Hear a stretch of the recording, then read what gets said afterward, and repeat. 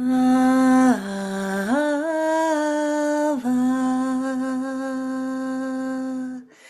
verachamim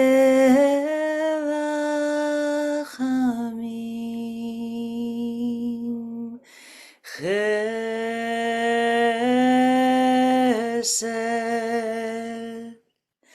v'shalom.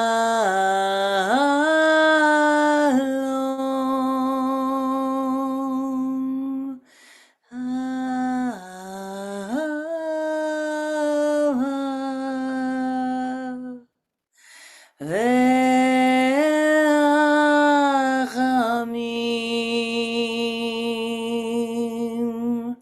chesed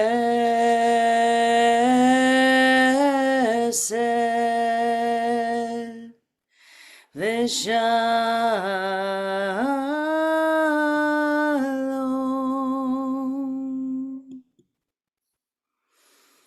Hello, everyone. Wonderful to be with you today on this 7th day of ER, a month of healing during Parshat Emor, where we have included the first mention of the counting of the Omer in our Torah portion this week in Leviticus 23. And of course, here on the 22nd day of the Omer, where we are in Chesed Shebenetzach, loving kindness in endurance, or kindness in perseverance, or another way I like to think about it, loving kindness in sustainability.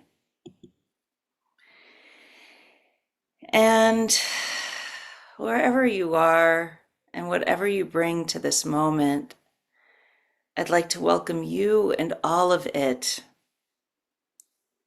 all of the burdens you may be carrying, all of the excitements or anticipations that may be there. For many of us, it's been a long, rough road for a while, and we may feel very tired and confused about even knowing where this path is leading. Not unlike our ancestors who at this time were walking through the desert on their way from Egypt to Revelation, not even truly knowing it yet, that the revelation was there to come. And here we are walking our own midbar, our own deserts in this moment. And how can we navigate our paths in love, with love, when it feels like a marathon? To inspire our practice today, I want to share with you eventually an epistolary conversation, a conversation that happened through letters from two heart-centered authors who write for children. I read them recently and they really inspired me, and I wanted to share them with you as guideposts on this long walk of, by, and through love. And these are just going to be snippets, one before we start our practice and then one to conclude. But I will provide you on the source sheet that you can see in the chat with the link to reading the full short letters. The first one is from the author Matt de la Peña. And this is part of an article he wrote, Why We Shouldn't Shield Children from Darkness. I'm just going to read a short selection. I was visiting an elementary school in Rome, Georgia, where I read and discussed one of my older books, Last Stop on Market Street, as I usually do. But at the end of the presentation, I decided on a whim to read Love to them too, a new book he had written, even though it wasn't out yet. I projected Lauren's illustrations as I recited the poem from memory, and after I finished, something remarkable happened. A boy immediately raised his hand, and I called on him, and he told me in front of the entire group, "When you just read that to us, I got this feeling in my heart." And I thought of my ancestors, mostly my grandma though, because she always gave us so much love. And she's gone now. And then he started quietly crying. And a handful of the teachers started crying too. I nearly lost it myself, right there in front of 150 third graders. It took me several minutes to compose myself and thank him for his comment. And I'm wondering when I read this, when I read, I got this feeling in my heart, and I thought of my ancestors, mostly my grandma though, because she always gave us so much love, and she's gone now. When I read that passage, did anybody spring to your mind or to your heart? Did you think of your own ancestor or grandparent or someone else who always gave you so much love? If that happened for you, I'd like to invite you as we begin to relax into our posture for practice, to hold on to the image of a person who gave you so much love, inviting you to think of someone who holds you in love. And if no one did come to mind, I invite you now to just think of someone you know, whether you know them really personally or whether they're a revered spiritual being, just to imagine someone you know wants unconditional good for you. Just someone who wants to pour love on you. And I'm going to invite you to receive it.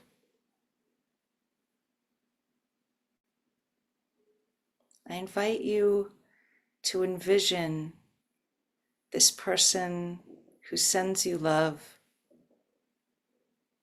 I invite you to envision their smiling face before you and to recall them sending you the wish of love in its simplest meaning, the unconditional wish for you to have deepest well-being, happiness, and joy. Your eyes can be closed or in soft focus as you imagine their wish for you, their wish of love, of chesed, as a gentle radiance, like a soft shower of healing rays, bathing your whole body and mind in that tender energy, all the way down to your toes, to your fingertips,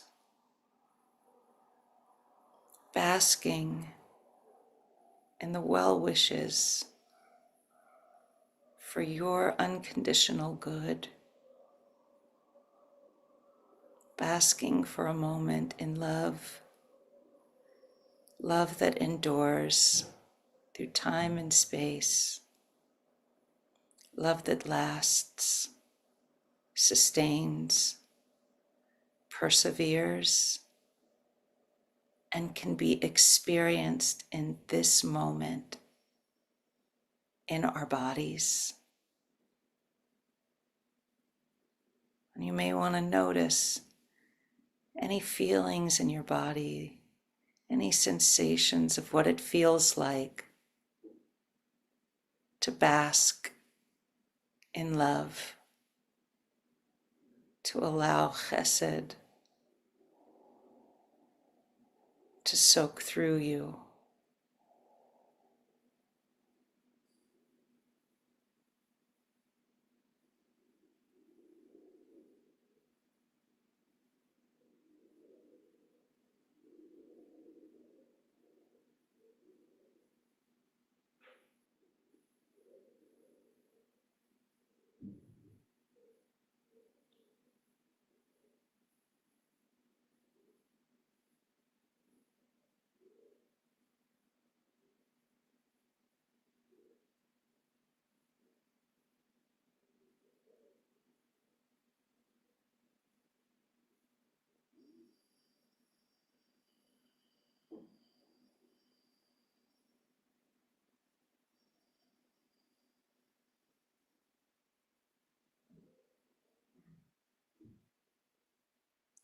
I invite you to trust this wish of love more than limiting thoughts of yourself, receiving it into your whole being, absorbing the healing radiance and energy of love into every cell of your body and every corner of your mind. And we will rest in this loving attention, moment to moment, bringing our awareness to the truth of our body and our breath and the possibility of bathing in love, of being loved, of loving.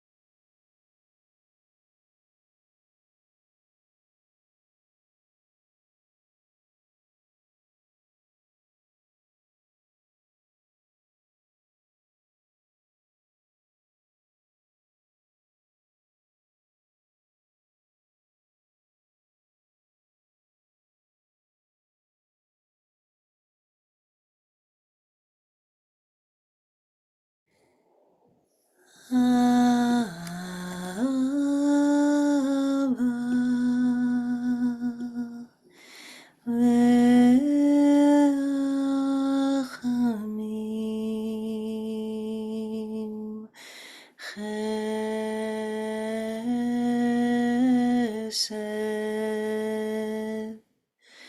V'Shalom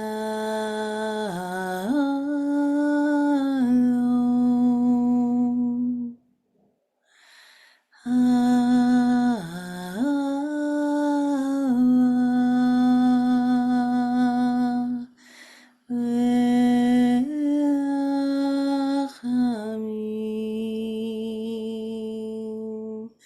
Chesed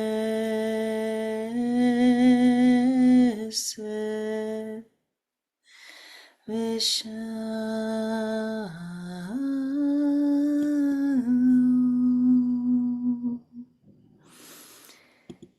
As you open your eyes, if they've been closed, or bring your attention back to the screen, if it's been softly unfocused, I invite you for a moment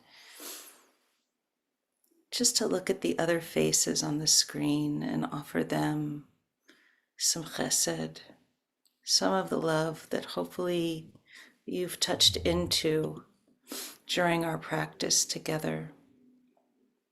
And I'd like to read a short selection from the letter that the author Kate DiCamillo wrote back when Mantela Pena asked a question of her. And this is the selection. I've tried for a long time to figure out how E.B. White in Charlotte's Web did what he did, how he told the truth and made it bearable.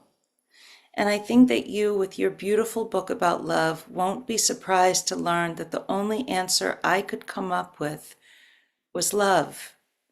E.B. White loved the world. And in loving the world, he told the truth about it, its sorrow, its heartbreak, its devastating beauty. He trusted his readers enough to tell them the truth, and with that truth came comfort and a feeling that we were not alone. I think our job is to trust our readers. I think our job is to see and to let others be seen. I think our job is to love the world. And so on this day of the 22nd day of the Omer, I invite you with me to recommit to chesed, to love, for our own endurance and sustainability, for that of the world, and because perhaps it is our job. May we be blessed to endure with chesed through chesed. And may we remember, as we learned in the TV show WandaVision, as we move towards the Kaddish, what is grief if not love persevering?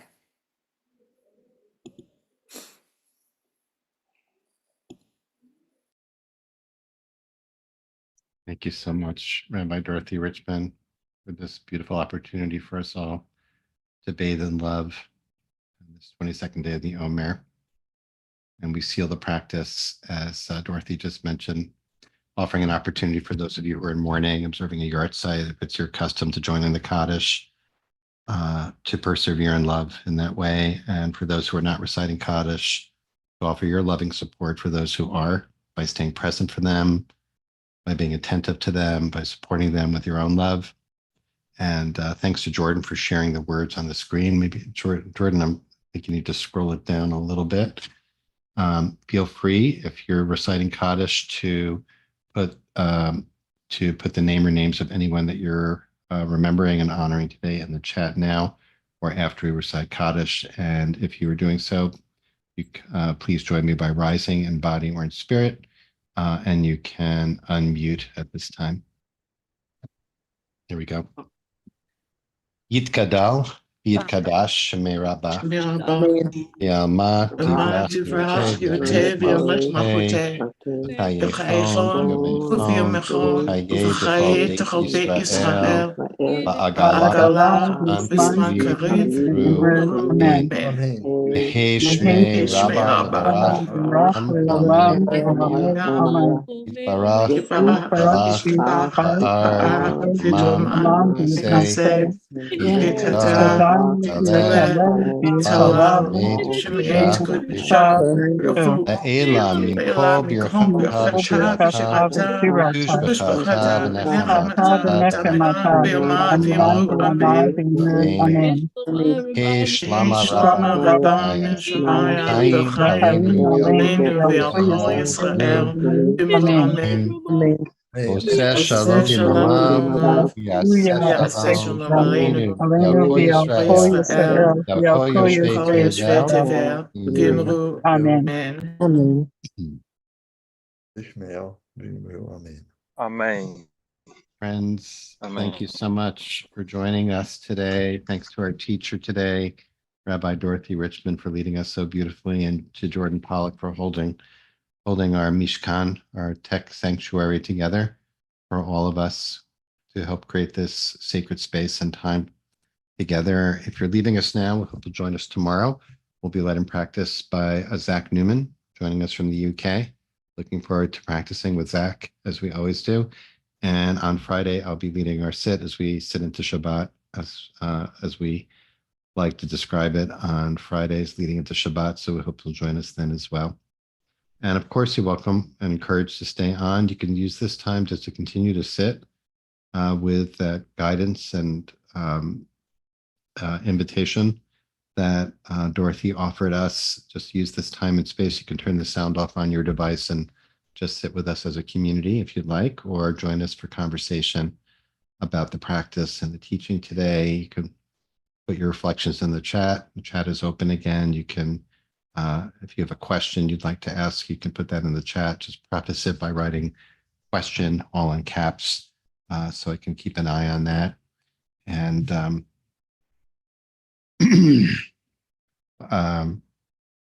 Dorothy, it just was so beautiful. Everything about it was beautiful. Thank you so much.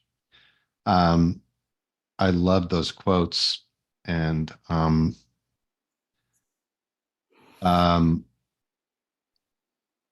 well, first of all, I just want to, just in terms of the visualization of an ancestor or somebody who offers that kind of unconditional love, it's such a gift. I really appreciated that. It was easy for me in this case because I just came across this really wonderful picture of my mom, who, of blessed memory, who is the person who easily comes to my mind for that. I do want to, though, ask you for suggestions for people for whom that might have been hard or challenging, either because they had a hard time from their own experience coming up with someone, or because they noticed, and maybe many of us did as well, even if you could think of somebody, there might be resistance to that. You know, might be a pushback, might be difficulty in accepting that love, that kind of love. So I want to invite you to comment on that, if you would. You know, how to work with resistance that comes up, or you know, saying like, that sounds good, but I don't know what you're talking about.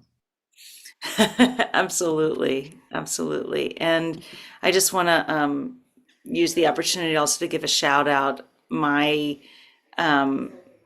practice here is influenced by John Merkansky and Rabbi Sheila Peltz Weinberg, who have really developed this. John Merkansky in a Buddhist setting, and Rabbi Sheila Peltz Weinberg, who's really deeply rooted it in our own tradition.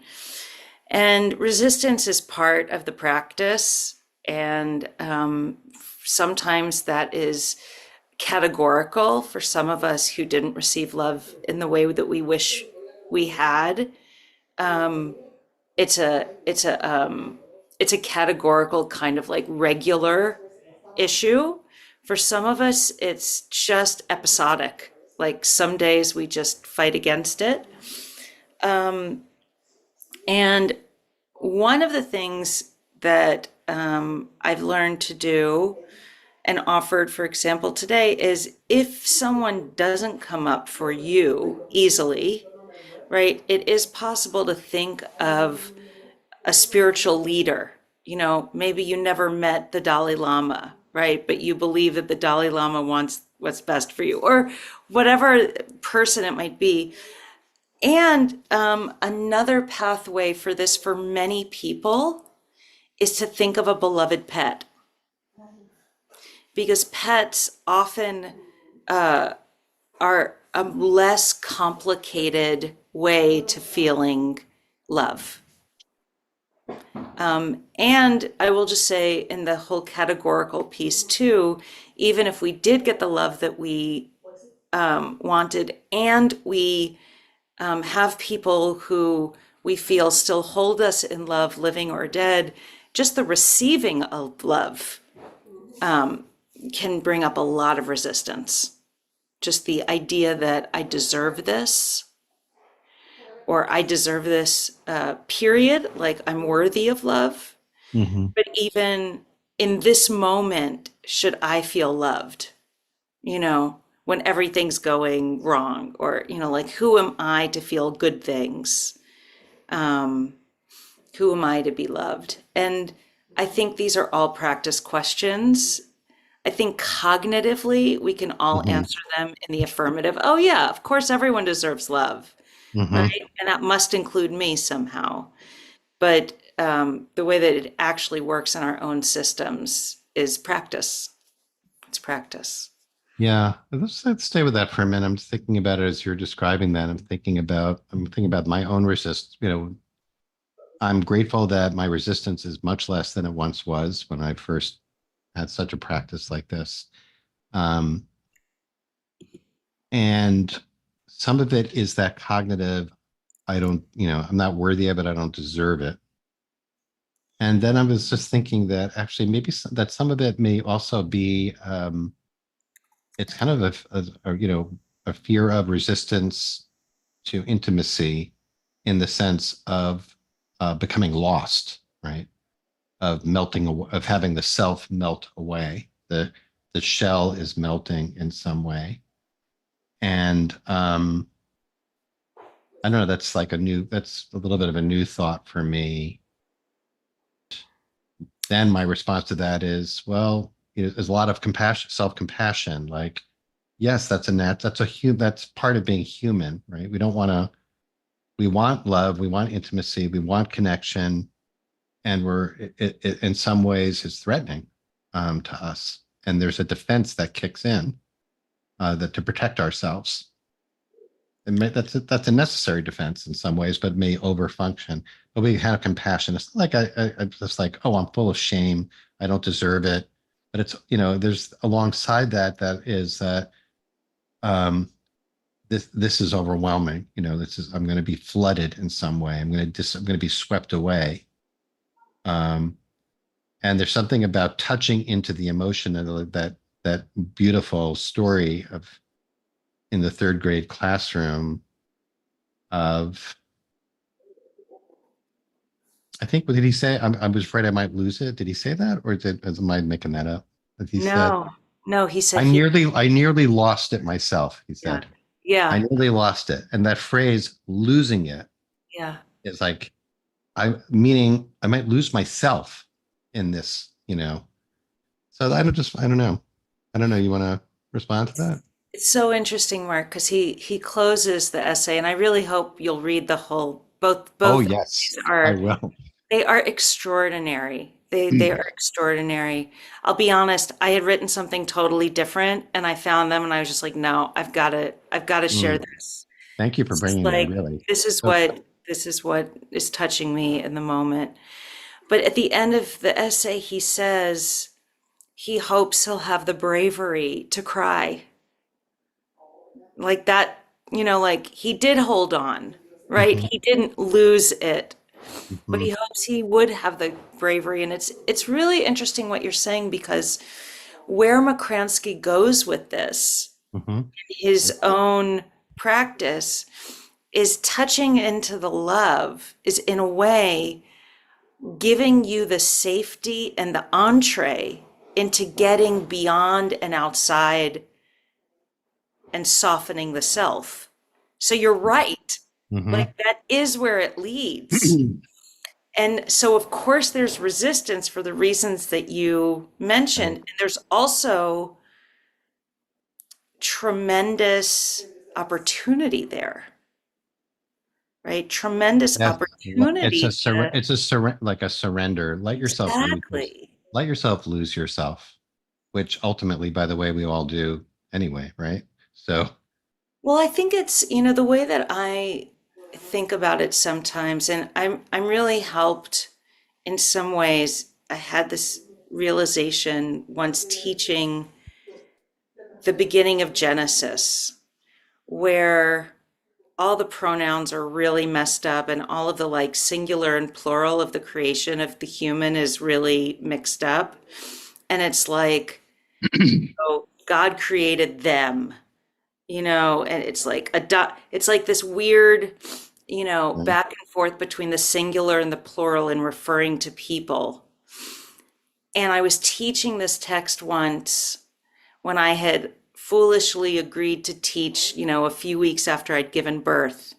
And I had like an infant in my hand who started, of course, fussing when I was teaching. And so I'm like, she's in the crook of my arm while I'm teaching this text about one and two, and I'm like thinking in my head as this is happening, or I'm actually thinking in my body because it was really embodied knowledge. A month ago, anyone would have called us one. Mm. Like this was all my body, you know, and now suddenly it's not, right? And what I'm talking about is the permeability of what's true about how we actually are in the world, right? Just even our breath right now and the water that's in our system, right? That's going to be in other creatures. Like, how do you really understand that? Like, Right. how separate truly are we? Hmm. And so we need those boundaries. Those boundaries are important. Like, if I don't know what my body is, I'm going to walk into things, which is a problem I have, right? Right? We need that set of this is me and this is my boundary. Hmm. Practice can allow us moments and experiences of the other truth, which is that we are containers of shared matter, you And know. that's when we begin to feel like we might lose it in that moment. And it evokes so much the emotion. Like there's a Yeah. a question is always from Laura about basking in the memory of the unconditional love of someone who's no longer alive can easily morph into sadness. You have any Yeah. practical suggestions about how to manage that? And it seems to me that what you're really saying is that, like, yes, it looks like those are separate things, the sadness, the grief, right? But actually it's both about love, right? That's about love too. And I love that, Kate DeMillo's, comeback about Charlotte's Web, which, I dare anyone to finish that book without like 10 hankies nearby Yes. and yet feel so full of love and so overwhelmed by that. It's amazing. I'm going to go back and read Charlotte's Web too. Exactly. And you'll notice that she actually begins the response to it. His question is about basically, you know, his publisher wanted him to change an illustration because he thought it was too hard for kids. And Hmm. so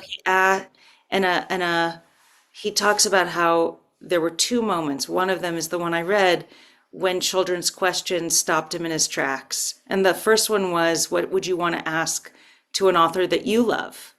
Right? So that's how kind of like this conversation, and his question for Kate to Camilla is, what can you trust your readers with? Like, should you protect their innocence? Right? Hmm. And I think that that question is similar to what you're asking, Mark, Hmm. which is when we're in the face of love, and how do we protect ourselves from the overwhelm of that? And sometimes that overwhelm is overwhelm joy, and sometimes that overwhelm is overwhelm grief. And The heart cracking open. You're both And, from both, right? but this is the thing, like in practice, we can actually trust that. I don't know for you if you've ever been sitting and all of a sudden just emotion wells up. It may or may not be connected to a thought or a memory, right? But what both authors are talking about and what really Kate DiCamillo focuses on is what sometimes we can do for each other is make the truth bearable. Mm. And the truth is that we die and the people we love die. And it's just true. But how do we bear it? Mm-hmm. Right? And you think you bear it by pushing it away. And how does that work for us?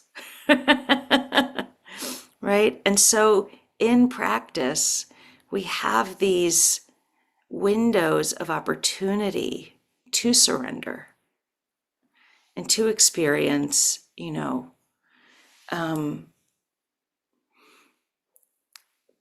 the difficult truth of being alive, which is gorgeous and so very painful.